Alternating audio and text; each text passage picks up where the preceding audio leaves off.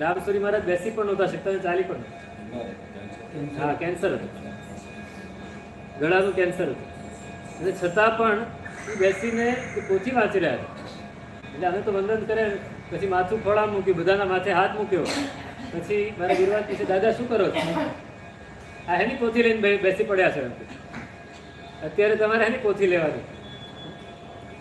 તો બોલે એકદમ આમ એટલું મીઠો મીઠું બોલે કે ભાઈ આ તો ઉત્તરાધ્યયન સૂત્રની પોથી છે. તો અત્યારે એ તો આપણે દીક્ષાના શરૂઆતમાં વર્ષોમાં વાંચ્યું હોય, તો કે 50 વાર વાંચ્યું છે, અત્યારે પણ વાંચ્યું છે. કેમ? તો કે જેટલી વાર વાંચું એટલી વાર અંદરના ભાવો નવા નવા ઉઘડતા જાય છે, મારા મનના અધ્યવસાયો શુદ્ધ થતા જાય છે. અને એક શબ્દ બોલ્યા એ મને આજે પણ યાદ છે કે પાનું ફરે ને સોનું ખરે છે. જેમ જેમ પાનું ફેરવતા જઈએ એમ શાસ્ત્રકાર ભગવંતો પરમાત્માની વાણીનું સોનું ખરતું જાય છે.